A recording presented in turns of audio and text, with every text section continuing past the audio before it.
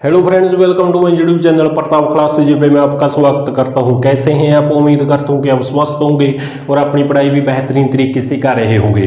तो आज हम एक सीरीज के साथ आए बेटा। इस सीरीज में हम करने वाले हैं क्लास 10th मैथ का पूरा सिलेबस, पूरी बुक कंप्लीट करवाने वाले हैं बेटा।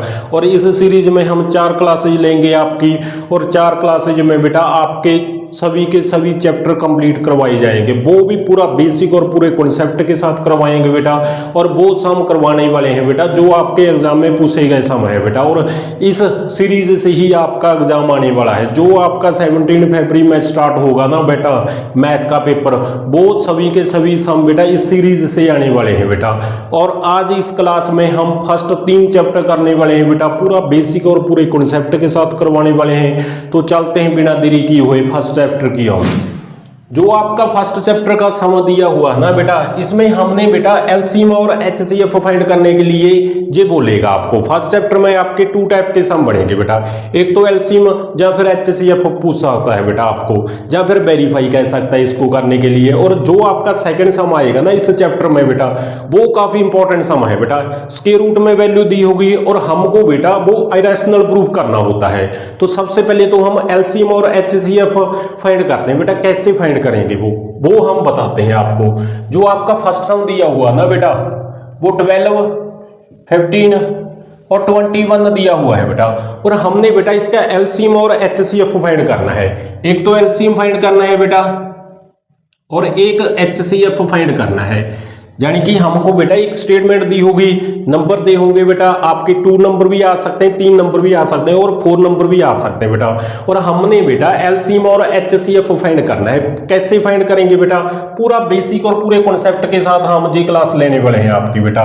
तो सबसे पहले जो नंबर दिए होंगे ना बेटा, उसके फैक्टर बना लेने हैं हमने। सबसे पहले तो 12 के फैक्टर बनाएंगे। वो कैसे बनाएंगे बेटा? तो सबसे पहले तो इसके हम फैक्टर बनाएंगे। वो कैसे बनाएंगे? डिवाइड करेंगे। सबसे पहले जो आपका स्मॉलेस्ट नंबर होता है ना बेटा, उससे डिवाइड करेंगे। तो सबसे पहले तो 2 से डिवाइड होगा जी, 6 पे आएगा। और 6 भी बेटा 2 से डिवाइड होगा, 3 आ जाएगा। और 3 पे ही डिवाइड होगा बेटा। यानी कि हमने बेटा सबसे पहले तो उस नंबर से डिवाइड कर लेना है जो स्मॉलेस्ट नंबर होगा ना, उससे डिवाइड कर लेना है आपने। तो 12 के क्या कौन कौन से फैक्टर बन चुके हैं बेटा? 12 के एक तो 2 आ चुका है, फिर से 2 आ चुका है और फिर 3 आ चुका है बेटा। ये 12 के फैक्टर बन चुके हैं। और इसके आगे जो नंबर आ रहा है ना, वो 15 आ रहा है बेटा। तो इसके भी फैक्टर बनाएंगे। तो सबसे पहले तो स्मॉलेस्ट नंबर 3 से डिवाइड होगा बेटा जी। 5 पे कटेगा, 5 पे ही जाएगा, 1 आ जाएगा। तो 15 की कौन से फैक्टर आ चुके हैं? 3 × 5 आ चुके हैं। इसके आगे बेटा 21 आ रहा है। यानी कि बेटा जो आपको एग्जाम में नंबर देगा ना, वो सबसे पहले तो उनके फैक्टर निकाल लेने हैं आपने।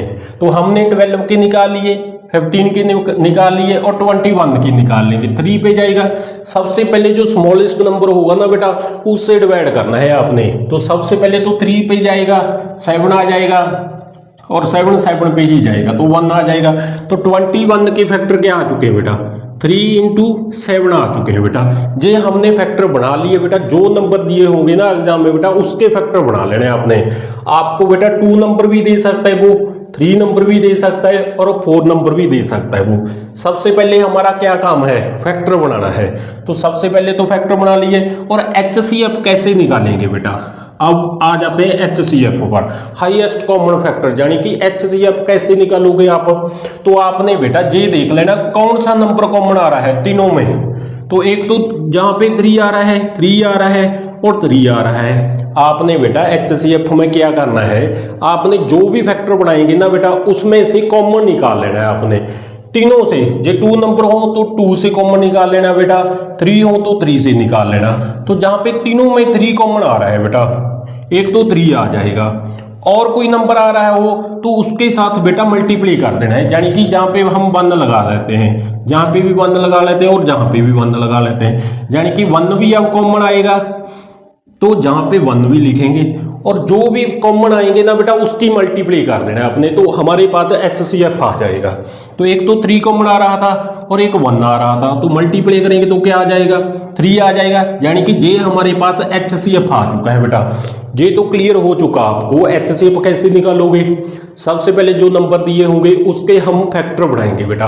तो फैक्टर बना लिए और उसके बाद हमने कॉमन निकाल लेना है बेटा। जो भी नंबर कॉमन आएगा ना, एक नंबर आया तो एक लिख लेना, सेकंड नंबर आए तो वो भी लिख लेना, थर्ड नंबर आए वो भी लिख लेना, सभी के सभी नंबर लिख लेंगे हम और उसकी मल्टीप्लाई करेंगे तो हमारे पास क्या आ जाएगा HCF आ जाएगा। तो ये तो हमारे पास HCF आ चुका है। और जो हमने बेटा सेकंड LCM निकालना है वो कैसे निकालोगे। LCM निकालने के लिए हमारे पास 2 मेथड है बेटा। जहां तो आपने क्या करना है बेटा, जो HCF आएगा ना LCM में हम क्या करेंगे बेटा, जो HCF आएगा ना बेटा उसको हम मल्टीप्लाई करेंगे। किस नंबर से मल्टीप्लाई करेंगे, जो नंबर बचे हैं ना बेटा इन नंबर से उनके साथ मल्टीप्लाई करना है। यानी कि HCF हमारे पास कितना आया हुआ है 3 आया हुआ है, तो 3 को मल्टीप्लाई करेंगे। कौन से नंबर से मल्टीप्लाई करेंगे, तो इसमें क्या बचा था, एक 2 बचा था, फिर से 2 बचा था, तो ये दोनों नंबर से मल्टीप्लाई करेंगे। इसके आगे 15 में क्या बचा था 5 बचा था, तो 5 से मल्टीप्लाई करेंगे। इसके आगे 21 में क्या बचा था 7 बचा था, तो 7 से मल्टीप्लाई करेंगे तो हमारे पास क्या आ जाएगा LCM आ जाएगा बेटा। तो इसकी मल्टीप्लाई करेंगे तो क्या आ जाएगा 3 2 का 6, 6 2 का 12 आ चुका है।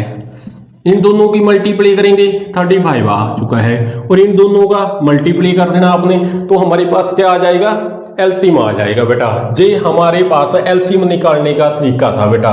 तो हमने क्लियर हो चुका होगा, आपको पूरा बेसिक से क्लियर हो चुका होगा बेटा, कॉन्सेप्ट के साथ क्लियर हो चुका होगा। तो सबसे पहले HCF कैसे निकालोगे, HCF आपने क्या करना है बेटा, जो नंबर देंगे उसके फैक्टर बनाएंगे और उसमें से बेटा कॉमन निकाल लेंगे। 2 नंबर दिए हो तो 2 से कॉमन निकाल लेंगे, 3 नंबर दिए हो तो तीनों से कॉमन निकाल लेंगे और उसकी मल्टीप्लाई कर लेंगे तो हमारे पास HCF आ जाएगा। और LCM में क्या करेंगे, LCM बेटा जो HCF आएगा ना उसको मल्टीप्लाई करेंगे, जो नंबर बचे हैं ना इन नंबर्स में उनके साथ मल्टीप्लाई कर देना है तो हमारे पास LCM आ जाएगा बेटा। एक तरीका तो ये था फर्स्ट। जो सेकंड मेथड है ना बेटा LCM निकालने का, आपने क्या करना है, जो नंबर देंगे ना वो, जैसे कि 12 दिया हुआ है, इसके आगे 15 दिया हुआ है और इसके आगे 21 दिया हुआ है, इन तीनों का बेटा हमने फैक्टर निकाल देने हैं तो हमारे पास डायरेक्ट LCM आ जाएगा। यानी कि सबसे पहले स्मॉलेस्ट नंबर से डिवाइड करेंगे तो 2 से जाएगा, ये डिवाइड हो जाएगा 6 पे, जे 15 नहीं आता एसटीज रहेगा और 21 भी नहीं आता। फिर से 2 से कटेंगे तो क्या आ जाएगा 3 आ जाएगा, जे एसटीज रहेगा और जे एसटीज रहेगा। इसके आगे 3 से डिवाइड होगा 1 आ जाएगा और 3 के टेबल में 15 5 पे आएगा और 3 के टेबल में 21 7 पे आएगा। फिर 5 पे जाएगा तो 1 आ जाएगा 7 एसटीज और फिर 7 पे जाएगा। ये बन चुके हैं फैक्टर बेटा। तो इन तीनों के फैक्टर कौन से बन चुके हैं, 2 आ चुका है, इसके आगे 2, इसके आगे 3 इंटू 5 और इसके आगे लास्ट में बेटा 7 आ चुका है बेटा। इनकी हम मल्टीप्लाई करेंगे तो हमारे पास क्या आ जाएगा LCM आ जाएगा बेटा। डायरेक्ट LCM फाइंड कर सकते हैं हम। तो फर्स्ट मेथड में क्या था, जो HCF आएगा बेटा उसको हम मल्टीप्लाई करेंगे जो नंबर बचे हैं उनके साथ तो हमारा LCM आ जाएगा।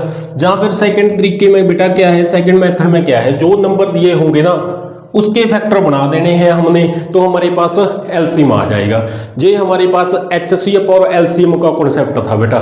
यदि वो वेरीफाई करने के लिए कहे बेटा, यदि वो वेरीफाई करने के लिए कहे तो इसका एक फॉर्मूला होगा बेटा, जो आपका HCF और LCM की मल्टीप्लाई होगी ना बेटा वो प्रोडक्ट ऑफ 2 नंबर के बराबर होती है। प्रोडक्ट ऑफ 2 नंबर ये होता है बेटा, फॉर्मूला होता है। यदि वो वेरीफाई करने के लिए कहे ना, आपने क्या करना है बेटा, HCF और LCM तो आपने निकाल लोगे। HCF हमारे पास 3 था और LCM हमारे पास ये आ जाएगा बेटा मल्टीप्लाई होकर। इन दोनों की मल्टीप्लाई HCF और LCM की मल्टीप्लाई करेंगे और product of 2 number, product of 2 number का मतलब होता है बेटा जो हमारे पास नंबर दिए होंगे ना उनकी मल्टीप्लाई कर देना है। दोनों बराबर आनी चाहिए बेटा तो आपका वेरीफाई हो जाएगा। ये बेटा फर्स्ट रियल नंबर में बेटा हमारे पास 2 टाइप टाइप के सम आएंगे, एक तो एलसीएम और एचसीएफ पूछेगा बेटा, वो हमने पूरा कॉन्सेप्ट के साथ हमने करवा दिया बेटा, इससे रिलेटेड ही आपका एग्जाम में सम आने वाला है बेटा।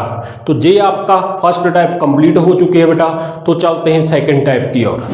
जो आपका सेकंड टाइप का सम आएगा ना बेटा, वो क्या करेगा, स्क्वायर रूट में कोई वैल्यू देगा, कोई नंबर देगा आपको, और उसको बेटा इरेशनल प्रूफ करने के लिए वो बोलेगा। जो आपका सम दिया हुआ ना इसमें बेटा, वो स्क्वायर रूट 5 हमने इरेशनल प्रूफ करना है। तो इरेशनल कैसे करेंगे बेटा, तो हम इसको ना उल्ट सपोज करेंगे बेटा। सबसे पहले तो हम सपोज कर लेंगे बेटा, जो आपका स्क्वायर रूट 5 दिया हुआ है ना बेटा, इसको हम क्या करेंगे, इरेशनल नंबर मान लेंगे। रैशनल नंबर मान लिया बेटा, तो हमको बेटा वो कोई भी नंबर दे सकता है स्क्वायर रूट में, और हमको बेटा इरेशनल प्रूफ करने के लिए वो बोलेगा। तो आपने क्या करना है, सबसे पहले तो उल्ट सपोज कर लेना, उसको इरेशनल प्रूफ करना है हमने, तो हम उसको रैशनल मान लेंगे बेटा।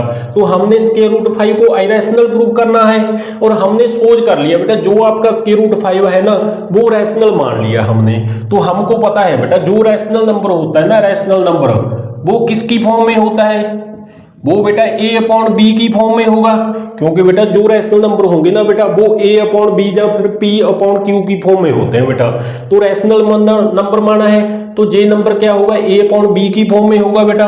और जे a और b क्या है, जहां पे a और b आर कोप्राइम नंबर है बेटा, जी कोप्राइम नंबर। तो हमको पता होना चाहिए बेटा कोप्राइम किसको कहते हैं। कोप्राइम नंबर वो होता है बेटा जिसका सिर्फ ओनली वन कॉमन फैक्टर हो बेटा, उसको कोप्राइम कहते हैं। यानी कि एग्जांपल देते हैं बेटा, जैसे कि 5 और 7 नंबर दिया हुआ है, इसमें कॉमन फैक्टर कौन सा आ रहा है, 1 आ रहा है बेटा। तो कोप्राइम वो होता है बेटा जिसका सिर्फ वन कॉमन फैक्टर हो। तो जहां पे हमने क्या माना है, सबसे पहले तो उल्ट सपोज कर लेना है, आपने इरेशनल प्रूफ करना है, तो हम मान लेंगे, उल्ट सपोज कर लेंगे कि क्या जी रैशनल नंबर है बेटा। तो हमने मान लिया रैशनल नंबर है जी, तो रैशनल नंबर किसकी फॉर्म में होंगे, a अपॉन बी की फॉर्म में होंगे। और a और b क्या है, जहां पे कोप्राइम है, कोप्राइम वो होते हैं बेटा जिसका सिर्फ वन कॉमन फैक्टर हो। तो उसके आगे बेटा हमने क्या करेंगे, जो b है ना इसको हम मल्टीप्लाई करेंगे, क्योंकि डिवाइड का है बेटा, और ये क्या हो जाएगा, स्क्वायर रूट 5 के साथ मल्टीप्लाई हो जाएगा। तो square root 5 b is equal to a आ जाएगा। तो इसके आगे हमने क्या करेंगे बेटा, हम स्क्वेयरिंग करेंगे बोथ साइड। तो हमने क्या कर दिया बेटा, जहां पे स्क्वेयरिंग कर दिया दोनों साइड, तो जहां पे स्क्वेयरिंग करेंगे तो स्क्वायर रूट से स्क्वायर कैंसिल हो जाएगा बेटा, 5 बचेगा, और b का स्क्वायर करेंगे तो b स्क्वायर आ जाएगा, और a का स्क्वायर करेंगे तो a स्क्वायर आ जाएगा बेटा। तो इनमें से बेटा क्या कंक्लूजन निकल कर आ रहा है, तो 5 क्या है, मल्टीप्लाई है बेटा b स्क्वायर का, और 5 डिविजिबल है a स्क्वायर का। तो जहां पे हम लिखेंगे 5 is divisible bye a square. यदि बेटा 5 a स्क्वायर का डिविजिबल है तो वो a का भी होगा, also 5 is divisible bye a, क्योंकि बेटा 5 मल्टीपल है b स्क्वायर का, और 5 क्या है, a स्क्वायर का डिविजिबल है, a स्क्वायर का डिविजिबल है तो वो a का भी डिविजिबल होगा बेटा। तो इसके आगे हमने लेट मान लिया, जहां पे बेटा जो आपका a है ना इसको हम 5c मान लेंगे बेटा, और c जहां पे क्या है, पॉजिटिव इंटीजर है, कोई पॉजिटिव इंटीजर दिया हुआ है c। तो हमने क्या कर लिया बेटा, जहां पे हमने लेट कर लिया a जो है ना बेटा वो 5c के बराबर है, क्योंकि बेटा जो 5 है मल्टीपल है c का, और 5 क्या है, डिविजिबल है बेटा a का, जहां पे लिखा हुआ है तो हम मान सकते हैं। तो a की वैल्यू हम बेटा 5c लेंगे, और जे a की वैल्यू ना जहां पे फिल करेंगे बेटा, जे आपका फर्स्ट दिया हुआ है तो जहां पे फिल करेंगे तो क्या आ जाएगा, 5b स्क्वायर है आपका एज टीज रहेगा, और a की जगह हमने बेटा 5c मान लिया है, तो a की जगह हम 5c फिल करेंगे। तो इसके ऊपर स्क्वायर दिया हुआ तो स्क्वायर आपका एज टीज रहेगा, 5b स्क्वायर, इसका स्क्वायर ओपन करेंगे तो 5 का स्क्वायर तो 25 आ जाएगा, और c का स्क्वायर c स्क्वायर आ जाएगा, जे मल्टीप्लाई का है और जे दूसरी साइड जाकर बेटा डिवाइड का हो जाएगा, कैंसिल हो जाएगा, 5 आ जाएगा जहां पे, तो b square is equal to 5 c square आ जाएगा बेटा। जहां पे क्या आ रहा है, इंक्लूजन निकल कर बेटा, जो आपका 5 है वो मल्टीपल है बेटा c स्क्वायर का, और 5 क्या होगा, डिविजिबल होगा b स्क्वायर का। तो जहां पे लिखेंगे 5 is divisible by B square यदि 5 डिविजिबल है बेटा बी स्केयर का, तो वो बी का भी डिविजिबल होगा, तो also 5 is divisible by B. तो ये हमारे पास सेकेंड आ चुका है बेटा। तो फर्स्ट में क्या था बेटा, 5 डिविजिबल था ए स्केयर का और ए का भी डिविजिबल था बेटा। और सबसे पहले ऊपर हमने क्या माना है, ए और बी क्या है, को प्राइम है। को प्राइम वो होता है बेटा जिसका सिर्फ ओनली वन कॉमन फैक्टर आ जाए बेटा। तो जहां पे तो ठीक था बेटा, एक कॉमन फैक्टर ही था। जहां पे क्या आ रहा है, दूसरा कॉमन फैक्टर आ रहा है बेटा। जहां पे 5 ए का डिविजिबल था और जहां पे बी का है बेटा, बी स्केयर का और बी का, जहां पे एक से ज्यादा कॉमन फैक्टर आ रहा है बेटा। तो जो बेटा जहां पे लिखेंगे A and B have a common factor of 5, यानी कि बेटा जो 5 के कॉमन फैक्टर है बेटा वो ए भी आ रहा है और बी भी आ रहा है बेटा। तो अब जो हमने बेटा सपोज किया था ना वो रॉन्ग प्रूफ हो चुका है बेटा। तो जहां पे लिखेंगे our assumption are wrong, क्योंकि बेटा हमने तो माना है जो ए और बी को प्राइम नंबर है, को प्राइम वो होते बेटा जिसका सिर्फ एक ही कॉमन फैक्टर आ जाए। तो जहां पे तो 101 से ज्यादा कॉमन फैक्टर आ रहे हैं, तो इसलिए ये रॉन्ग प्रूफ हो चुका है बेटा। तो विच इज कॉन्ट्रडिक्शन हो चुकी है बेटा ये, तो विच इज कॉन्ट्रडिक्शन, तो ये संभव नहीं है बेटा। तो इसलिए जो भी आपका नंबर स्क्वायर रूट में आएगा ना बेटा वो इरेशनल ही होगा बेटा। तो सो स्क्वायर रूट 5 क्या होगा बेटा, इज इरेशनल नंबर ही होगा बेटा आपका। काफी इंपॉर्टेंट सम है बेटा, इसको तो जितना इंपॉर्टेंट कहोगे ना उतना ही कम है बेटा।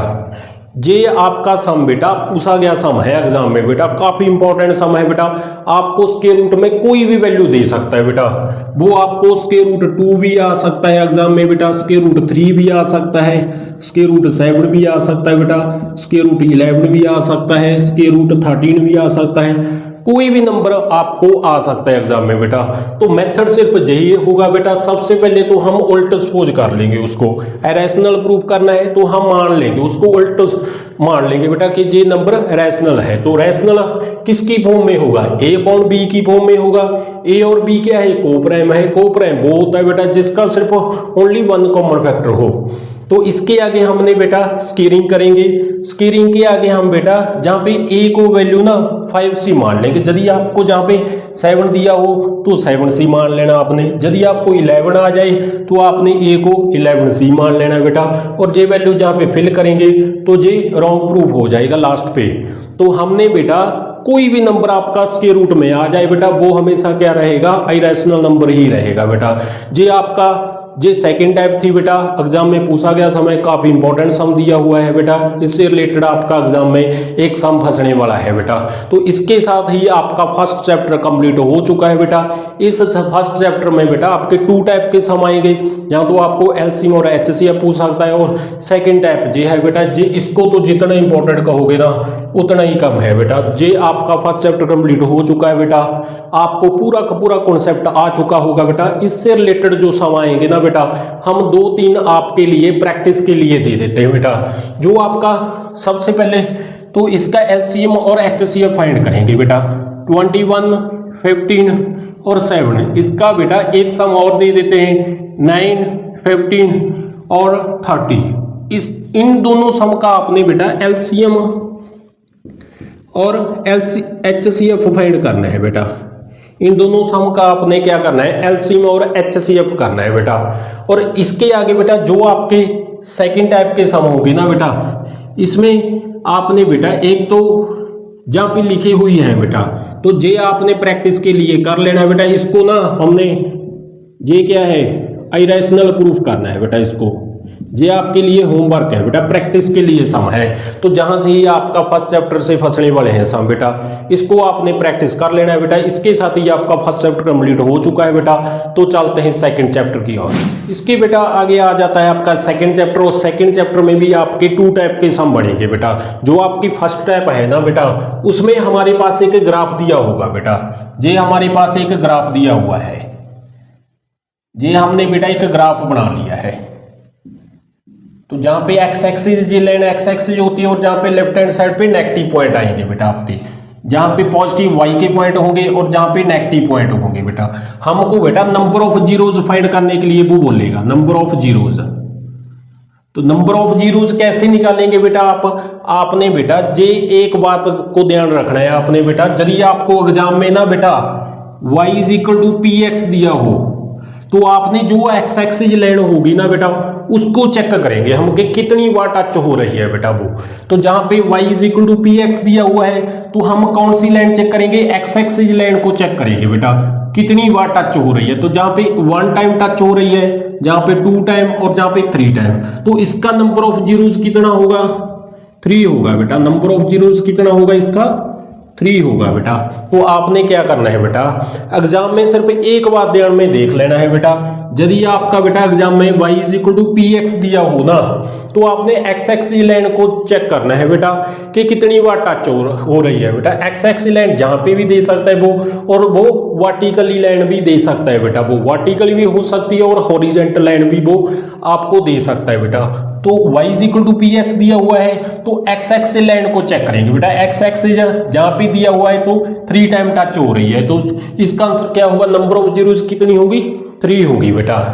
तो इसके आगे बेटा यदि एग्जाम में बेटा x is equal to P Y दे दो वो, तो आपने y एक्स एक्सिस लाइन को चेक करना है बेटा। तो इसमें बेटा x is equal to P Y दिया हुआ है तो हमने बेटा y एक्स एक्सिस लाइन को चेक करेंगे। y एक्स एक्सिस लाइन ये है बेटा आपकी, तो कितनी बार टच हो रही है लाइन, सिर्फ 1 टाइम हो रही है।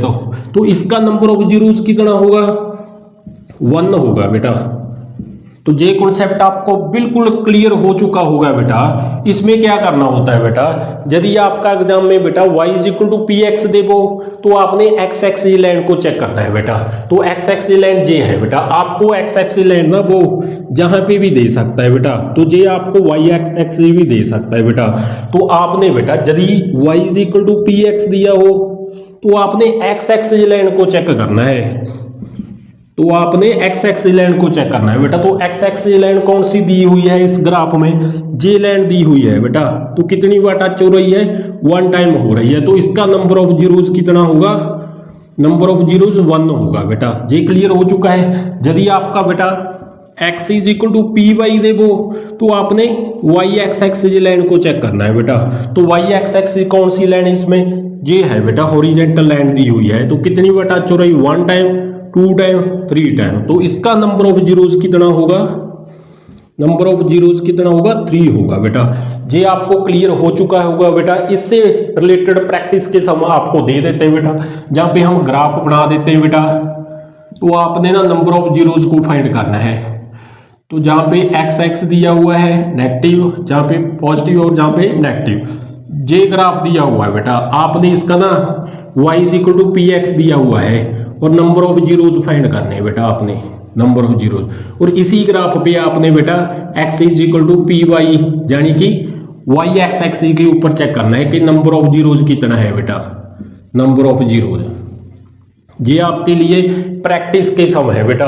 तो आपने क्या करना है, इस समय हमने क्या सीखा है अब तक। तो आपने बेटा एग्जाम में सिर्फ 2 बातों का ध्यान रखना है। यदि आपका y is equal to P x आ जाए तो आपने कौन सी लाइन चेक करेंगे, एक्स एक्सिस लाइन चेक करेंगे बेटा, एक्स एक्सिस। यदि आपका बेटा x is equal to P Y दे तो आपने y एक्स एक्सिस लाइन को चेक करना है बेटा। तो आपके नंबर ऑफ जीरोज आ जाएंगे बेटा। काफी इंपॉर्टेंट समय है बेटा आपका, 1 या 2 नंबर में पूछा जाएगा जैसा हम। ये आपकी फर्स्ट टाइप कंप्लीट हो चुकी है बेटा।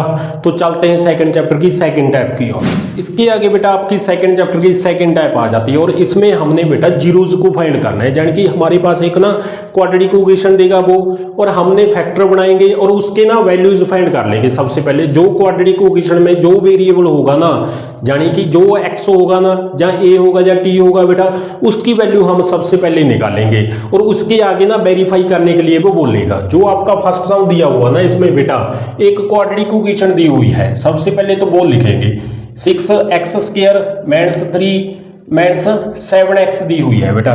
ये हमारे पास क्वाड्रेटिक इक्वेशन देगा वो, और हमको बेटा इसको जीरोज फाइंड करने और वेरीफाई करने के लिए वो बोलेगा। तो सबसे पहले जो स्टैंडर्ड फॉर्म होगी ना आपकी बेटा क्वाड्रेटिक इक्वेशन की, वो ax² प्लस bx प्लस सी होती है बेटा।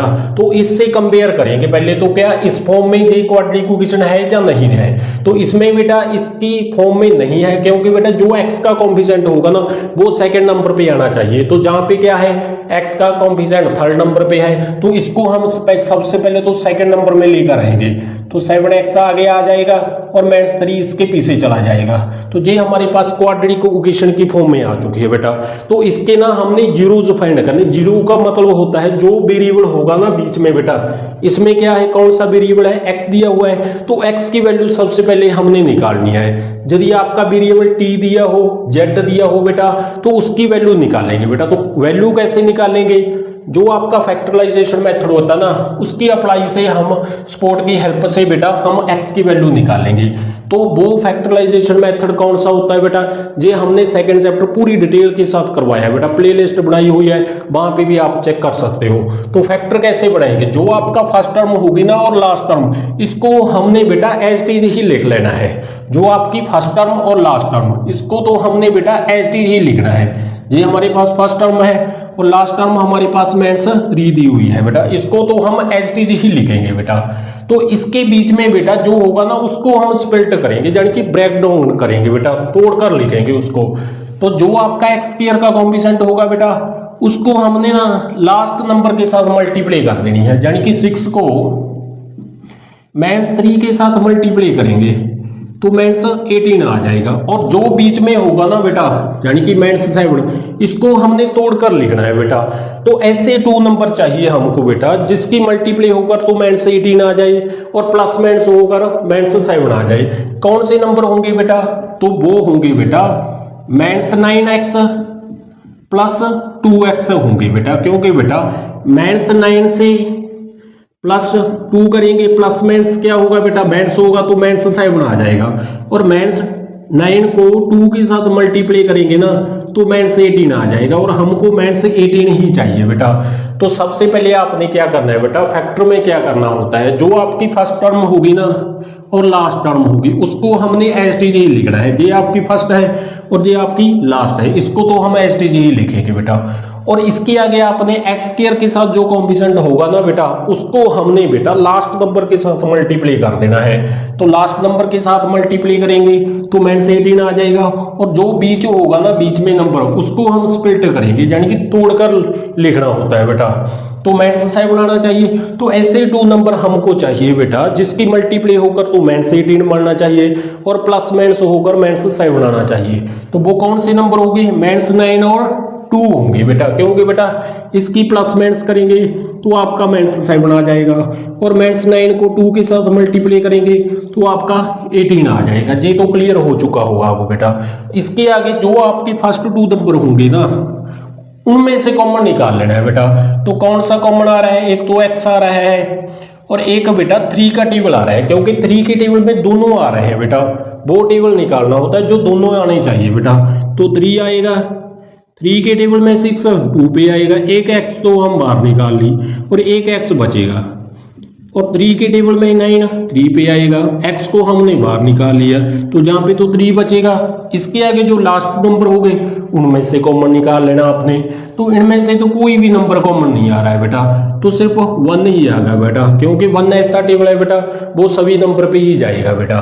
तो 1 हम निकाल सकते हैं। तो जहां पे क्या बचेगा 2x -3, तो जहां पे इक्वल टू 0 मानेंगे बेटा, क्योंकि हमने x की वैल्यू निकालनी है।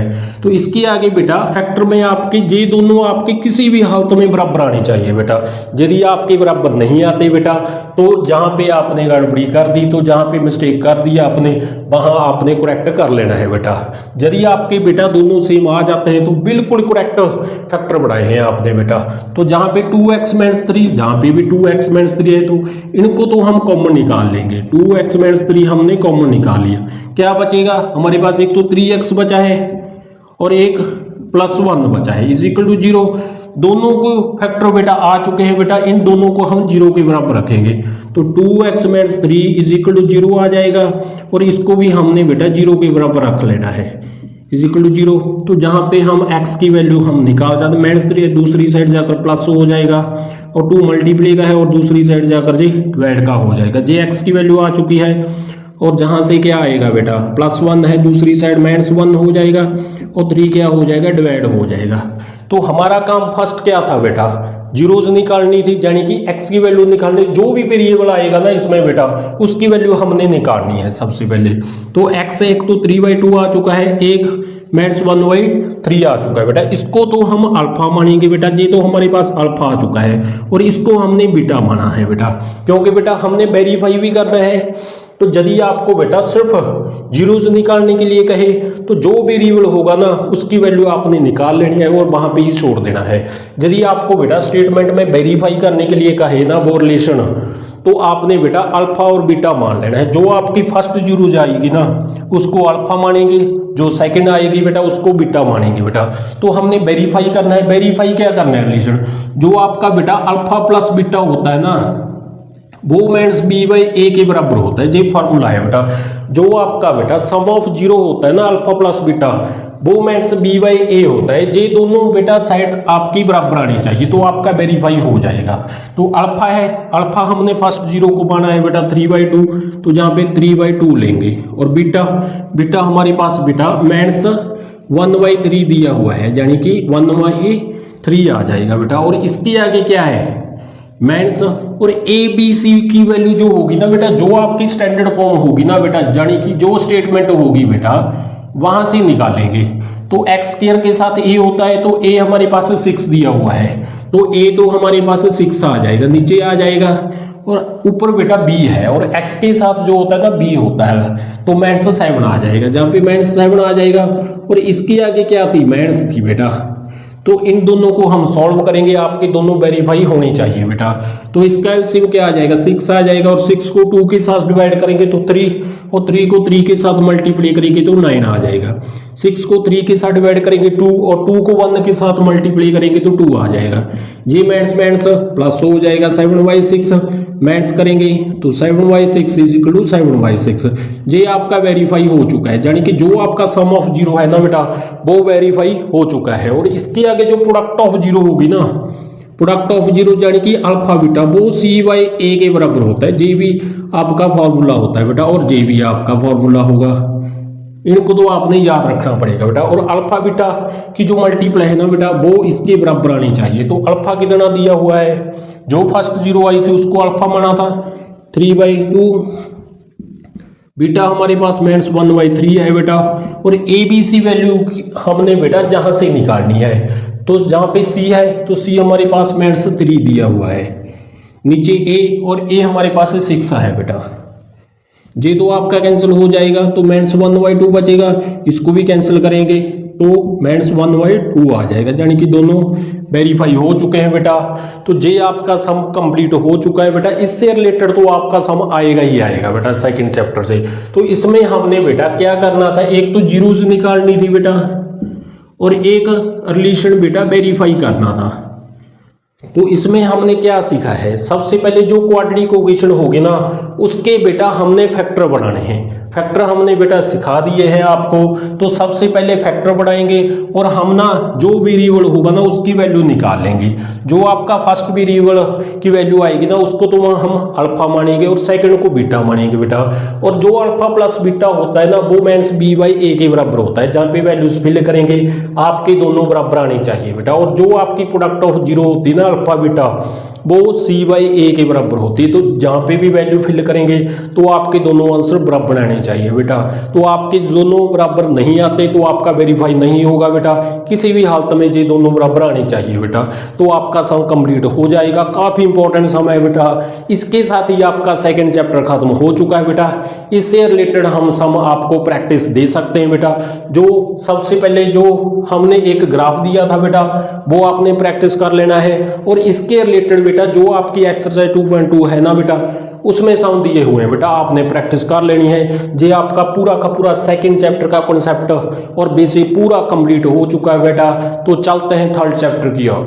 इसके आगे बेटा आपका थर्ड चैप्टर आ जाता है। थर्ड चैप्टर में ना आपके 3 टाइप के सम आएंगे बेटा। जो आपकी फर्स्ट टाइप है ना उसमें बेटा आपको ना इंटरसेक्ट बोल सकते हैं वो फाइंड करने के लिए इंटरसेक्ट लाइन, इसके आगे कोइंसिडेंट पूछ सकता है वो, और पैरेलल लाइन पूछ सकता है बेटा। ये पूछ सकता है बेटा। हमारे पास एक लीनियर इक्वेशन दी होगी, पेयर दिया होगा बेटा, और हमको बेटा इंटरसेक्ट पैरेलल और कोइंसिडेंट लाइन पूछ सकता है। वो क्या, ये इंटरसेक्ट कोइंसिडेंट पैरेलल लाइन है या नहीं है बेटा, वो कैसे पता चलेगा हमको? तो इसके लिए ना हम आपको फॉर्मूले लिखेंगे बेटा, वो आपने फॉर्मूले याद रख लेने हैं बेटा, तो आपका काम हो जाएगा। सबसे पहले तो जो A1/A2, B1/B2 और C1/C2 ये तीनों बेटा बराबर नहीं आए ना, तो आपकी इंटरसेक्ट लाइन होगी बेटा। तो इसको हम क्या कहेंगे? इंटरसेक्ट लाइन कहेंगे बेटा। क्लियर हो चुका होगा।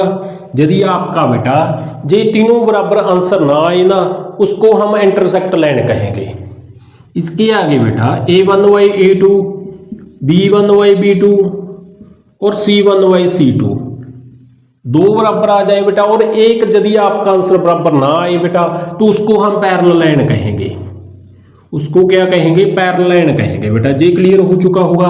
और जो आपका थर्ड है ना बेटा A1/A2, B1/B2 और C1/C2, यदि आपकी तीनों बराबर आ जाते हैं आंसर बेटा, यानी कि JB1/2, JB1/2 और JB1/2 आ जाए, तो उसको हम कोइंसिडेंट लाइन कहेंगे बेटा।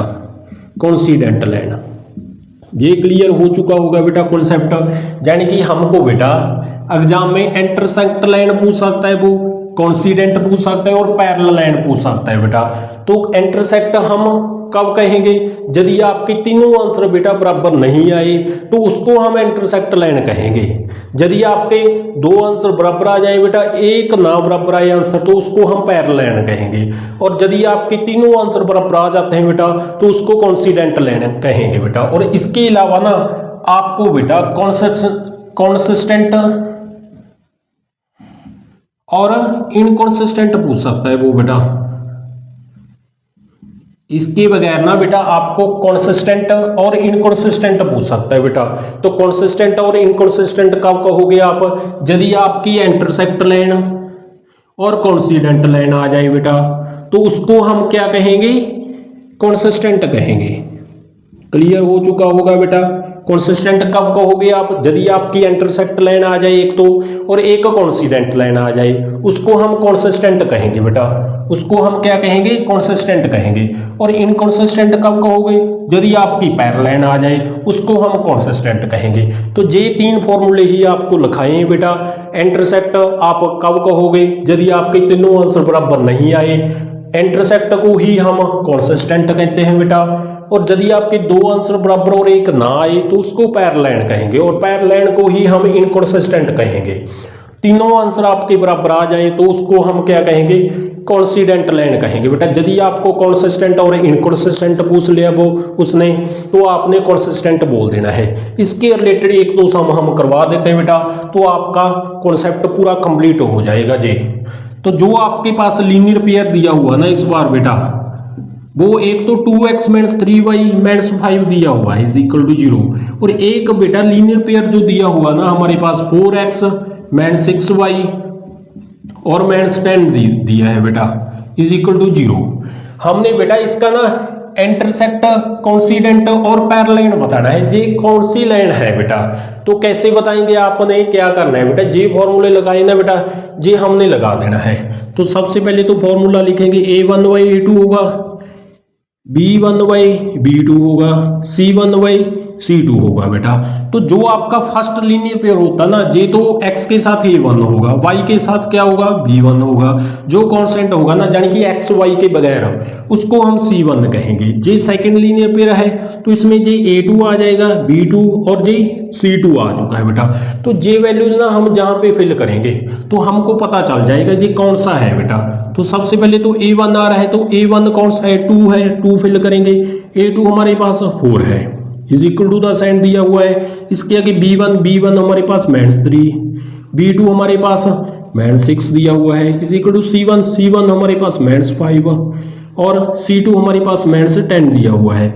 ये तो आपका कैंसिल हो जाएगा, 1/2 आ जाएगा, जे माइनस से माइनस कैंसिल हो जाएगी आपकी, और जे 3 में कैंसिल हो जाएगा, 1/2 आ जाएगा। जहाँ पे जे भी माइनस माइनस कैंसिल हो, 5 के टेबल में 10 2 पे आएगा बेटा, यानी कि जे भी 1/2 आ चुका है, जे भी 1/2 आ चुका है और जे भी 1/2 आ चुका है। हमने बेटा क्या पूछा है उसने बेटा इंटरसेक्ट, कोइंसिडेंट और पैरेलल पूछा है बेटा। यदि आपके तीनों बराबर आ जाएं उसको क्या कहेंगे हम, उसको बेटा हम कोइंसिडेंट कहते हैं। तो उसको हम क्या कहेंगे, कोइंसिडेंट। ये हमारा क्या बन चुका है, कोइंसिडेंट बन चुका है बेटा। यदि उसने बेटा कंसिस्टेंट और इनकंसिस्टेंट पूछ लिया तो क्या आएगा इसका आंसर, तीनों बराबर हैं तो उसको क्या कहेंगे, कंसिस्टेंट कहेंगे। तो इसको हम कंसिस्टेंट भी कह सकते हैं बेटा। ये अब पूरा क्लियर हो चुका होगा बेटा आपका एग्जाम में बेटा। यदि वो इंटरसेक्ट, पैरेलल और कोइंसिडेंट पूछे तो उसमें ही आंसर देना है हमने। यदि आपको बेटा कंसिस्टेंट और इनकंसिस्टेंट पूछ लिया उन्होंने तो आपने बेटा क्या करना है, कंसिस्टेंट और इनकंसिस्टेंट में ही आंसर देना है बेटा। ऐसा ना हो बेटा वो इंटरसेक्ट, कोइंसिडेंट और पैरेलल पूछे और आपने बेटा कंसिस्टेंट और इनकंसिस्टेंट बता दिया, ऐसा नहीं चलना बेटा। ये आपका पूरा जो आपकी फर्स्ट टाइप थी ना पूरी की पूरी समाप्त हो चुकी है बेटा, खत्म हो चुकी है बेटा।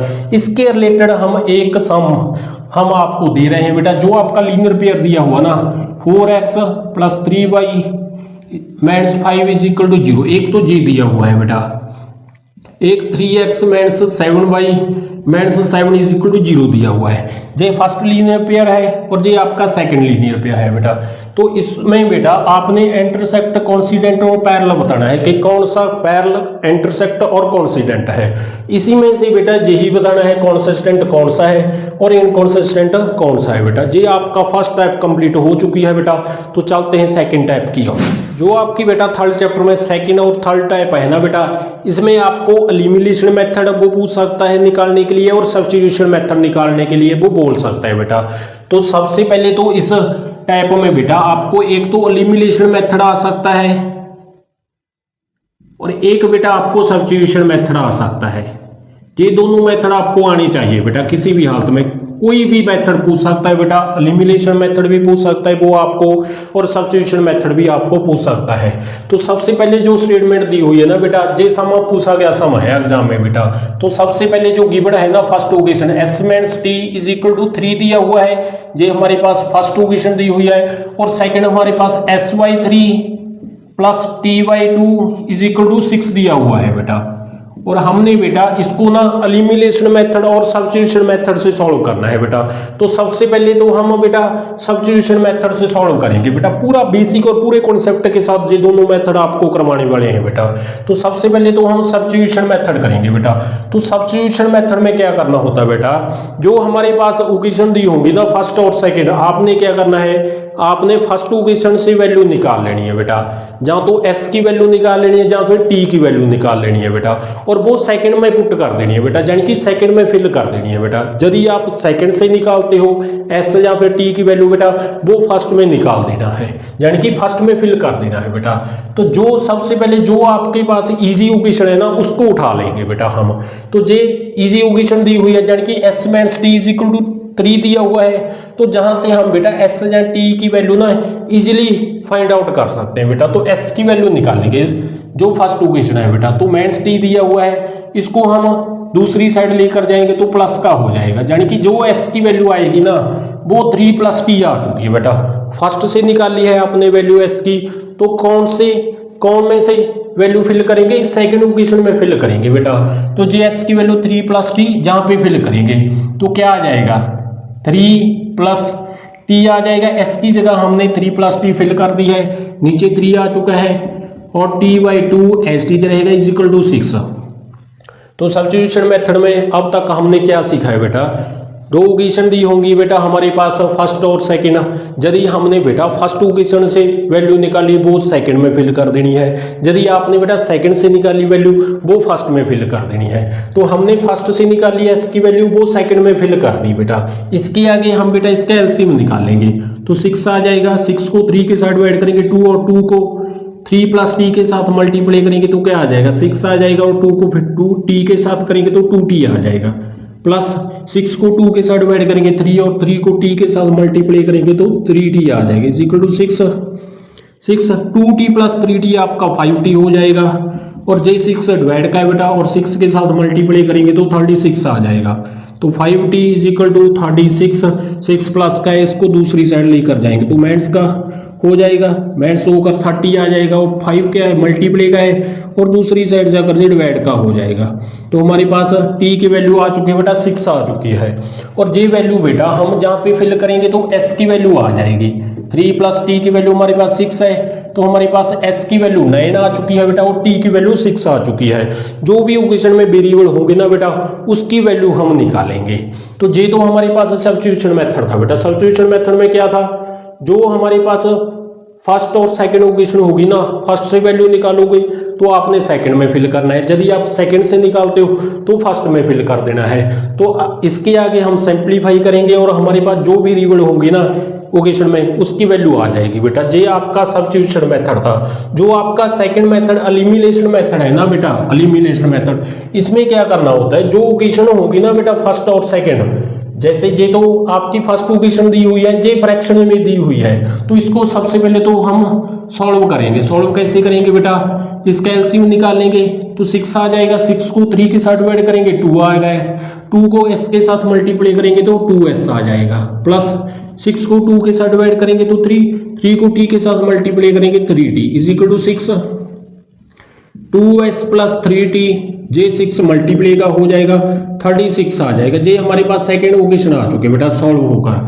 हमने एलिमिनेशन मेथड अब करना है, तो जे हमारे पास सेकेंड है, जो आपकी फर्स्ट है ना वो हम इसके नीचे उतार लेंगे, तो s minus t is equal to 3, जे हमारे पास फर्स्ट थी बेटा। तो आपने क्या करना है बेटा, जो इक्वेशन दी होगी ना बेटा उसके नीचे उतार लेना है, जो आपकी फर्स्ट या सेकंड होगी बेटा, एक दूसरे के नीचे उतार लेंगे और इसके आगे ना हम वेरिएबल सेम बढ़ाएंगे बेटा। जहां तो आपने बेटा s के वेरिएबल सेम बनाने हैं, यानी कि जो आपके फर्स्ट वेरिएबल होंगे जहां तो आपने उनको सेम बना लेना है बेटा, जहां फिर जो सेकंड वेरिएबल होगा उसको सेम बना लेंगे बेटा। तो इसमें हम बेटा क्या करेंगे, s को हम सेम बना लेंगे बेटा। तो जहां पे 2 है तो इसको हम 2 के साथ मल्टीप्लाई करेंगे, जहां पे भी 2s बन जाएगा और जहां पे भी 2s बन जाएगा सेम बन जाएगा बेटा।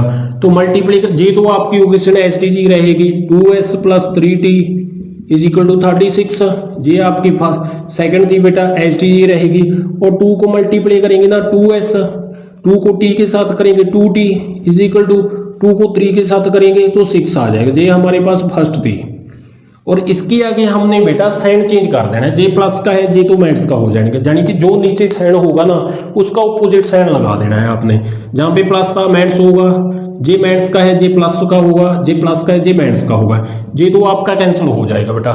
3t प्लस का हो चुका है, जे भी प्लस का हो चुका है, 3 प्लस 2 5t हो जाएगा, जे प्लस का है और जे माइनस का हो तो माइनस करेंगे तो क्या करेंगे बेटा, क्या आ जाएगा 30 आ जाएगा, 5 मल्टीप्लाई का और दूसरी साइड जाकर ये डिवाइड का हो जाएगा, कैंसिल होकर 6 आ जाएगा, यानी कि t की वैल्यू हमारे पास 6 आ चुकी है।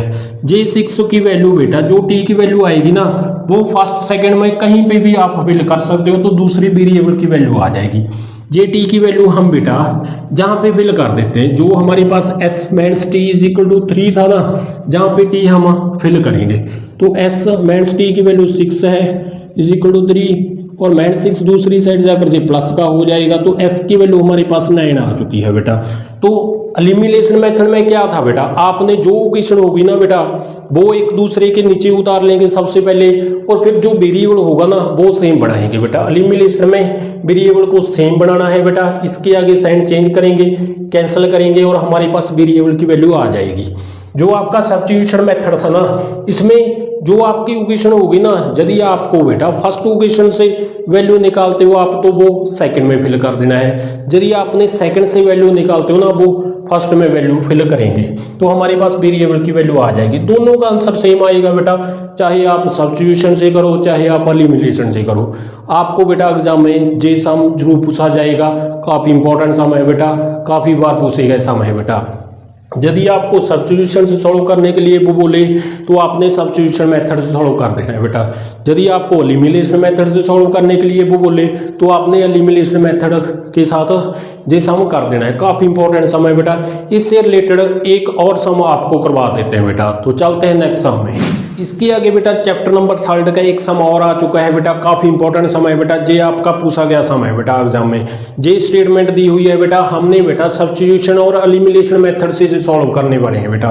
तो जो स्टेटमेंट दी हुई है बेटा, इसमें क्या लिखा हुआ है, a fraction becomes 9/11 is 2 added to both the numerator and denominator. यानी कि हमारे पास बेटा जो फ्रैक्शन है ना वो 9/11 आ जाती है बेटा, यदि हम न्यूमरेटर और डिनोमिनेटर में 2 ऐड करेंगे। इसके आगे बेटा हमारे पास if 3 added to both numerator and denominator, यदि हम बेटा 3 ऐड करेंगे ना न्यूमरेटर और डिनोमिनेटर में, तो वो फ्रैक्शन बेटा 5/6 आ जाती है।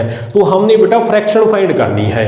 तो सबसे पहले जो स्टेटमेंट में ये बोल रहा है ना बेटा, जो हमारे पास जो फ्रैक्शन होगी ना बेटा, वो x अपॉन y की फॉर्म में होता है। यानी कि जो हमारे पास x है ना उसको तो हम न्यूमरेटर कहते हैं बेटा, और जो y होता है ना उसको हम डिनोमिनेटर कहेंगे। जी फ्रैक्शनों की स्टैंडर्ड फॉर्म होती है बेटा, जो हमारे पास x का कॉम्बिसेंट होगा ना उसको तो हम न्यूमरेटर कहेंगे, और जो आपका y होगा ना उसको हम डिनोमिनेटर कहते हैं बेटा। तो स्टेटमेंट में लिखा हुआ है बेटा, यदि हम न्यूमरेटर को हम क्या माना है, x माना है बेटा, उसमें 2 ऐड करते हैं और डिनोमिनेटर में 2 ऐड करते हैं, यानी कि दोनों में 2 ऐड करेंगे ना तो हमारे पास जो फ्रैक्शन है ना बेटा वो 9/11 के बराबर आ जाती है। ये बोल रहा है स्टेटमेंट में। तो इसके आगे ना हम क्रॉस मल्टीप्लाई करेंगे हम इसको, तो 11 को x के साथ करेंगे तो 11x आ जाएगा, 11 को 2 के साथ करेंगे 22 आ जाएगा, इज इक्वल टू y को 9 के साथ करेंगे 9y और 2 को 9 के साथ करेंगे तो 18 आ जाएगा। 11x प्लस का 9y है बेटा, इसको हम लेफ्ट हैंड साइड ले जाएंगे तो माइनस का हो जाएगा, और ये प्लस का है 22, इसको दूसरी साइड लेकर जाएंगे तो माइनस का हो जाएगा। तो 11x minus 9y is equal two plus minus क्या होगा, माइनस 4 होगा बेटा। ये हमारे पास फर्स्ट इक्वेशन आ चुकी है बेटा। तो हमारे पास बेटा स्टेटमेंट में क्या लिखा हुआ था, ये बोल रहा है बेटा, यदि हम 2 को ऐड करेंगे ना न्यूमरेटर और डिनोमिनेटर में, तो जो हमारी पास फ्रैक्शन होगी ना वो 9/11 की फॉर्म में आ जाती है। तो हमने न्यूमरेटर में भी 2 ऐड कर लिया और डिनोमिनेटर में भी 2 ऐड कर लिया, और उसको हम 9/11 के बराबर रख लिया। इसके आगे हम क्रॉस मल्टीप्लाई करेंगे बेटा, 11 को x प्लस 2 के साथ मल्टीप्लाई करेंगे और y प्लस 2 को हम 9 के साथ मल्टीप्लाई करेंगे। तो इसको सॉल्व करेंगे ना तो हमारे पास फर्स्ट इक्वेशन आ चुकी है बेटा।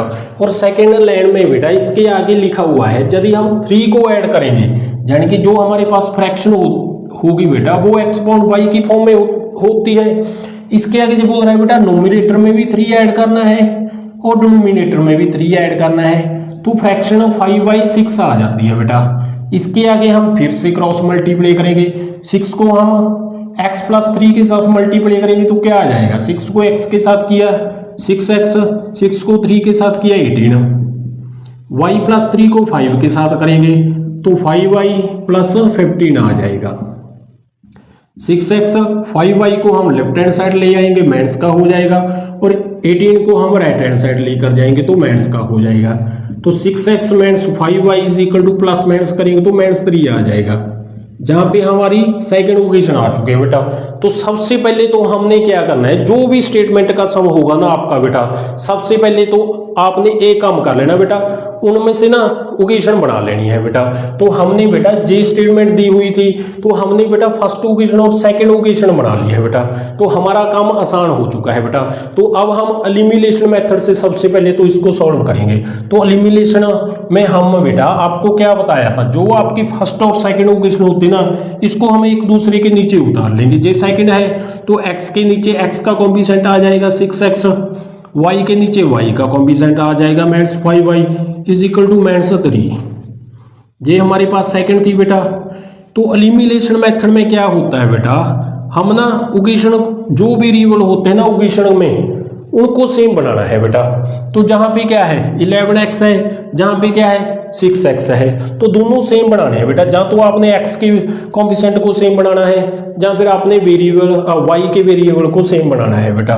तो y के कॉम्बिसेंट 9 और 5 है बेटा, जहां तो आपने इनको सेम बना लेना है, जहां फिर x के नंबर को सेम बना लेना है। तो हम x के सेम बनाएंगे बेटा, जहां पे 11 है तो 6 के साथ मल्टीप्लाई करेंगे, जहां पे 6 है तो 11 के साथ मल्टीप्लाई कर लेंगे तो सेम बन जाएंगे। तो मल्टीप्लाई करेंगे तो क्या आ जाएगा 66x आ जाएगा, 6 को 11 के साथ करेंगे तो 66 आ जाएगा आपका, 6 को 9 के साथ करेंगे 54, y इज इक्वल टू 6 को 4 के साथ करेंगे माइनस 24 आ जाएगा।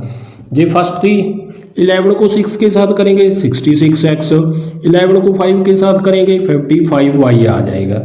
इज इक्वल टू 11 को 3 के साथ करेंगे माइनस 33 आ जाएगा। जे सेकंड थी बेटा।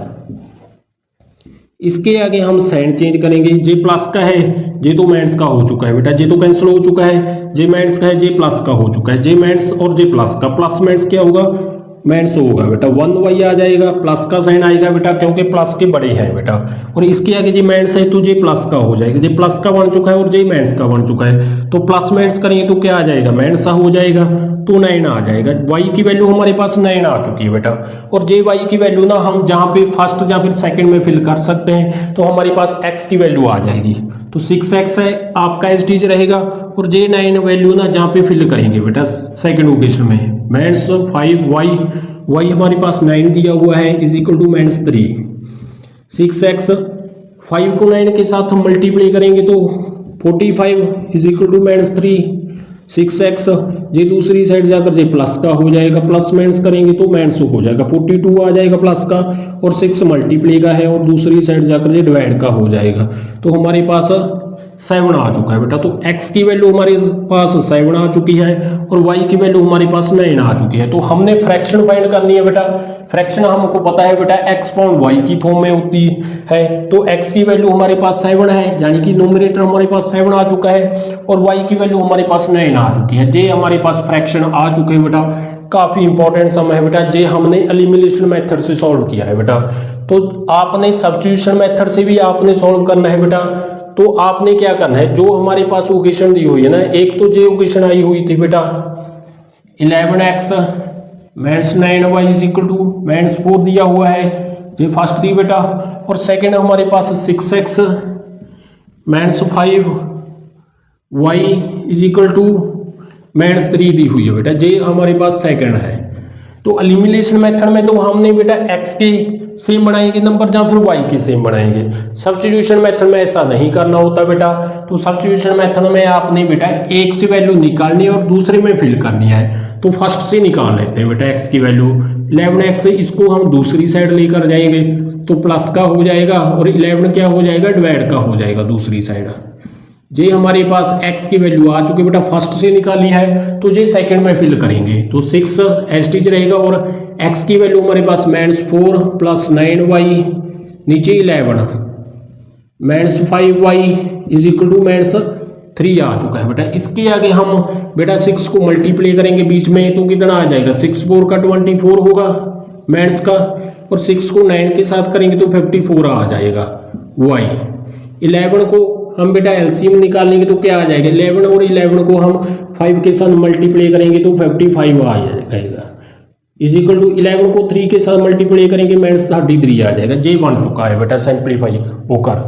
इसके आगे माइनस 24 है, दूसरी साइड जाकर जे प्लस का हो जाएगा। जे प्लस का है बेटा और जे माइनस का है, प्लस माइनस करेंगे तो माइनस 1y आ जाएगा। माइनस 1y और प्लस माइनस करेंगे इसका तो कितना आ जाएगा, माइनस 9 आ जाएगा। माइनस से माइनस कैंसिल हो जाएगा तो y इज इक्वल टू 9 आ चुका है बेटा। तो y की वैल्यू हमारे पास 9 आ चुकी है।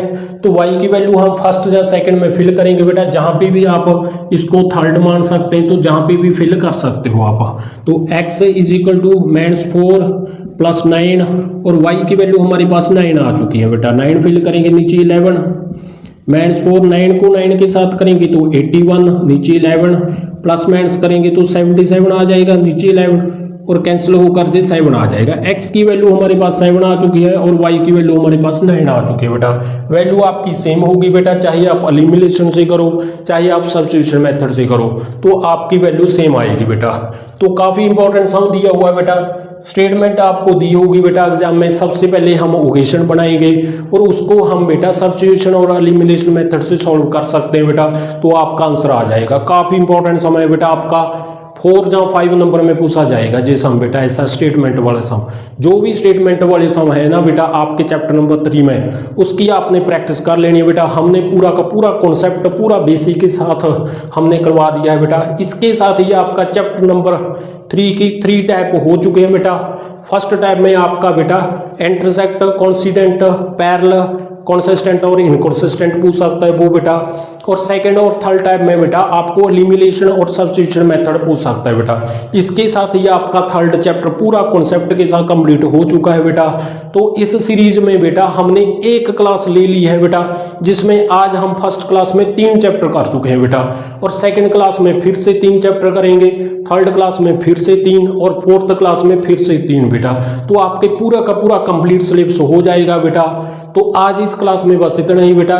यदि आप चाहते हो कि सेकंड क्लास फिर से हम ऐसे ही क्लास लेकर आए बेटा नेक्स्ट 3 चैप्टर की बेटा, तो इस क्लास को लाइक शेयर और चैनल को सब्सक्राइब जरूर कर लें बेटा।